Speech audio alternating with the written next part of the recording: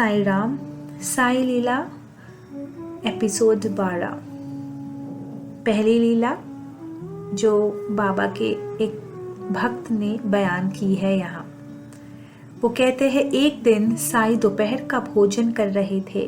उसी समय एक कुत्ता आया और उसे साई के पास के डिब्बे से छाछ की चुस्की ली। फौरन फकीर बाबा ने, जो वहां थे, एक लड़के को छाछ फेंकने के लिए कहा। साई ने फकीर से पूछा कि वो लड़के से क्या कह रहा है, और जब उसने मक्खन दूध फेंकने के बारे में बताया तो बाबा ने उसे कहा, छाछ अच्छा है, इसे फेंको मत। आप इसे घर ले जाए और शाम को कढ़ी बनाकर ले आए। हम सभी इससे प्राप्त कर सकते हैं। निर्देशानुसार फकीर बाबा ने छाछ लेकर कढ़ी बनाई और सबने खाई। साई के एक भक्त पर बहुत अधिक कर्ज था। एक साहूकार ने उसके खिलाफ मामला दर्ज किया और एक कानूनी दस्तावेज प्राप्त किए।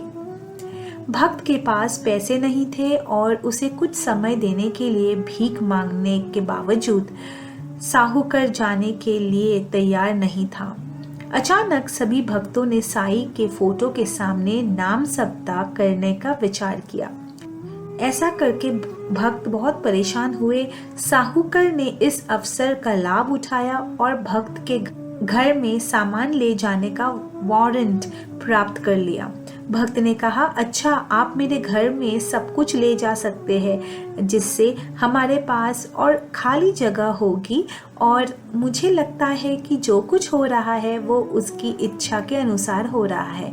ये सुनकर साहूकार को अचानक लगा कि वो जो कर रहा है वो गलत है, और उसने तुरंत वारंट रद्द कर दिया और फिर कभी भक्त को परेशान नहीं किया। हरिद्वार से एक सज्जन प्रतिदिन बाबा के पास आकर बैठते थे। एक दिन उसे देरी हुई और एक छोटी लड़की ने उसकी जगह ले ली और साई के पास बैठ गई। उसके आने के बाद भी वो नहीं उठी, इसीलिए उसने उसे उठने के लिए कहा और वो साई के पास बैठ गया। यह देखकर साई ने उसे सभी के साथ उठकर बैठने को कहा। वो वहीं बैठ गया और कुछ देर बाद फिर आकर अपनी जगह पर बैठ गया। साई ने फिर उसे जाकर बैठने को कहा। तब वो समझ गया कि लड़की को अपनी सीट से उठने के लिए कहने की गलती उन्होंने की और ये उनकी एक सजा थी। एक बार मैं नवरात्रि में शिरडी गया और वहाँ दशहरा तक रहा। भक्तों को तरह तरह के फल मिले थे, लेकिन मेरे पास कुछ नहीं था। मुझे लगा कि मुझे भी कुछ फल मिलना चाहिए था। कुछ देर बाद साई ने अंगूर बांटे और कुछ मुझे भी दिए। उसने सारे अंगूर बांट लिए और उनके पास अपने लिए कुछ नहीं था। ये देखकर मैंने उन अंगूरों में से कुछ अंगूर दिए जो साई ने मुझे दिए थे। उन्होंने वो लिया और अंगूर खा लिया, तो बाबा के लिए फल ना मिलने का विचार हल हो गया और मैं खुश भी हो गया। अगली लीला तरखर परिवार का अनुभव है। गणेश मूर्ति के रक्षक साई। चंदन मंदिर में भगवान गणेश की एक छोटी संगमरमर की मूर्ति भी है।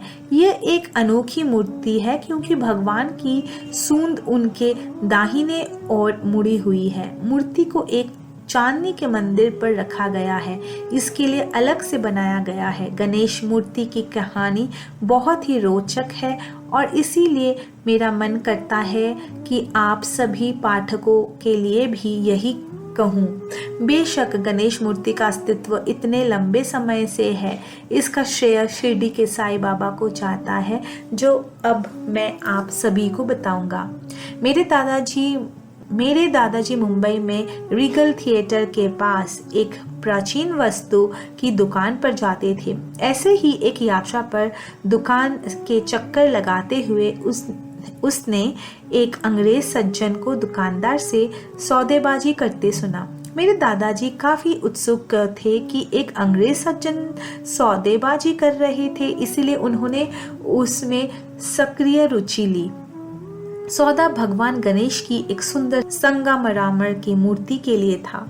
ये कमल के फूल में बैठा हुआ 9 इंच लंबा था और विभिन्न रंगों में बहुत उपयुक्त रूप से चित्रित किया गया था। दुकानदार 15 रुपए मांग रहा था और वो कह रहा था कि ये सोमनाथ मंदिर से है और बहुत प्राचीन है, इसीलिए मूल्य है। अंग्रेज सज्जन ने 5 रुपए के साथ प्रस्ताव शुरू किया और फिर 8 रुपए पर चला गया। मेरे दादाजी अब उस सौदे की ओर आकर्षित हो गए थे। उन्होंने अंग्रेज से पूछताछ की कि वो मूर्ति के साथ क्या करने का इरादा रखते हैं। अंग्रेज ने उत्तर दिया कि वो सुंदर संगमरमर के पत्थर को अपनी मेज पर पेपर वेट के रूप में इस्तेमाल करेगा। ये सुनकर मेरे दादाजी बहुत क्रोधित हो गए। उन्होंने अपने बटुए से 100 रुपए का नोट निकाला और दुकानदार को दे दिया। उन्होंने उसे 80 रुपए के प्रस्ताव का 10 गुना लेने और उसके लिए मूर्ति पैक करने के लिए कहा। उन्होंने घोषणा की कि वो अपने भगवान को किसी के लिए पेपर वेट के रूप में इस्तेमाल नहीं करने देंगे। दुकानदार से और पूछताछ करने पर उन्होंने जाना कि मूर्ति सोमनाथ मंदिर के मुख्य प्रवेश द्वार से है और इसीलिए बहुत प्राचीन है। घर पहुंचने पर उन्होंने घोषणा की कि वो मूर्ति को चंदन मंदिर में रखना चाहेंगे ताकि साई पूजा के साथ साथ उसकी भी पूजा हो सके, जो किसी भी मामले में पेपर वेट के रूप में इस्तेमाल होने से कहीं बेहतर है। उनके सुझाव पर परिवार के लोग राजी हो गए। पैकिंग खोलने पर मेरी दादा जी ने महसूस किया कि मूर्ति की सूंड दाहिने ओर मुड़ी हुई है और इस प्रकार के भगवान गणेश को आमतौर पर पूजा के लिए घर में नहीं रखा जाता है, क्योंकि ये सभी घरेलू गतिविधियों में बहुत सख्त अनुशासन का पालन करने का आह्वान करता है। फिर उन्होंने पुजारी से परामर्श किया, जिन्होंने सलाह दी कि वे मूर्ति की पूजा इस शर्त पर कर सकते हैं कि हर गणेश चतुर्थी के दिन वे उसी को फिर से रंगेंगे और वे उसका विसर्जन नहीं कर सकते। इस तरह के समाधान के लिए तरखड़ खुश थे और अगले गणेश चतुर्थी के दिन वे मूर्ति के लिए एक चांदनी का मंदिर लाए और चंदन मंदिर में उसी रूप में प्रतिष्ठित किया। तब से हर हरतालिका पर मेरे पिता मूर्ति के पुराने पेंट को हटा देते थे, फिर इसे सुगंधित जल से स्नान कराए। हम में से प्रत्येक इसमें भाग लेगा और फिर उसी को फिर से रंग देगा। गणेश चतुर्थी के दिन वह इसे वापस इसके चांदनी के मंदिर में प्रतिष्ठित करेंगे और हम सभी पूजा करेंगे। मुझे याद है जब मैं छोटा था तो मेरे स्कूल के दोस्त मुझसे पूछते थे कि क्या हमारे घर में गणपति आते हैं। मैं उनसे कहता था कि हमारे घर में गणपति स्थायी है।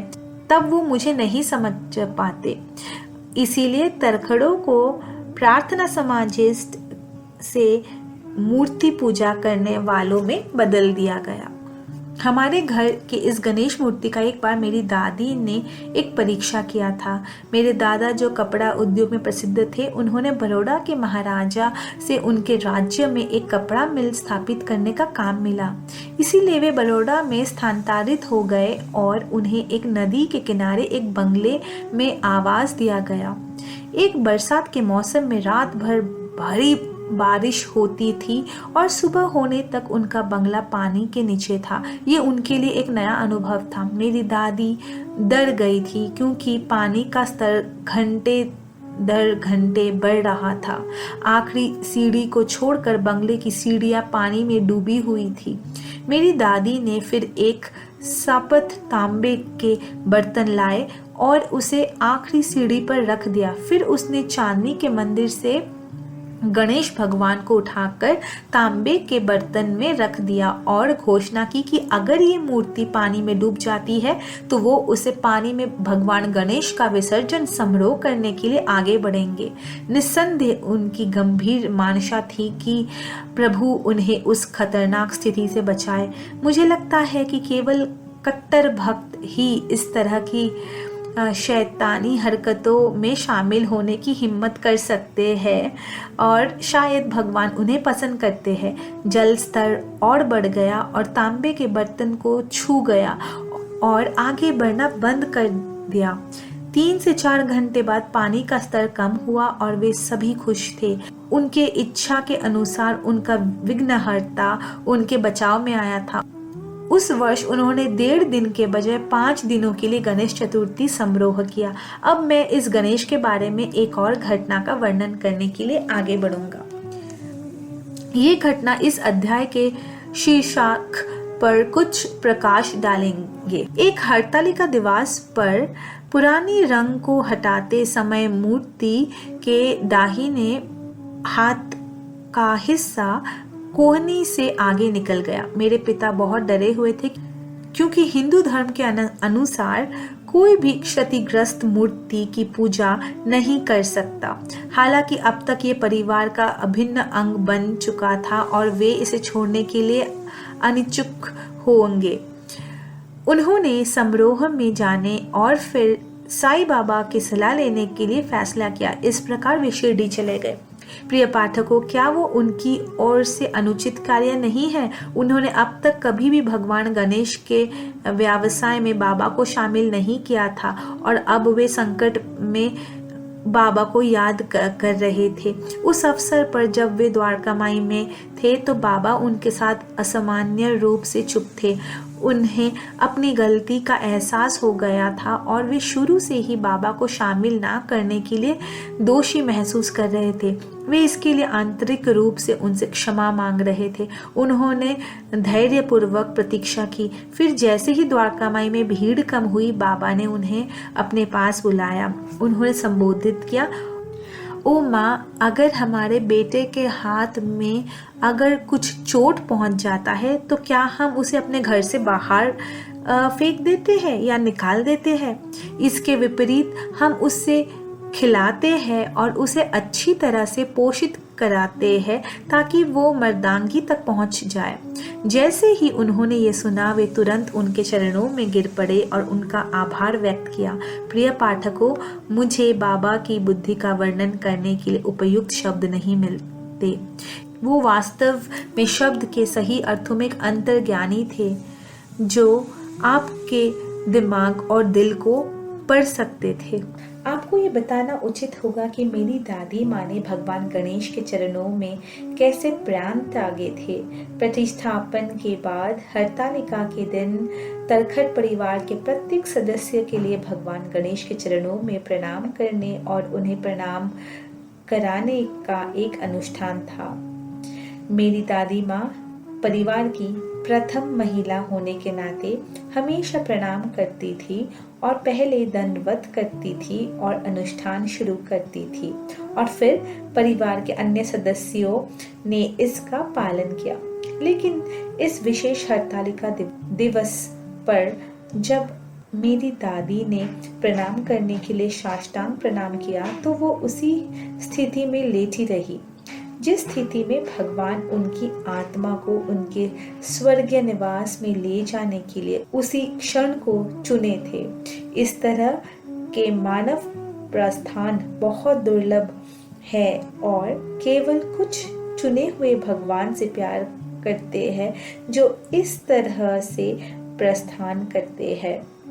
बाबा की भी लीलाएं महान थी और वे माता पुत्र महान थे। इस तरह बाबा ने गणेश मूर्ति को बचाया जो आज तक उनकी पूजा करने के लिए तरखट परिवार के पास है। ओम श्री साईनाथाय नमः।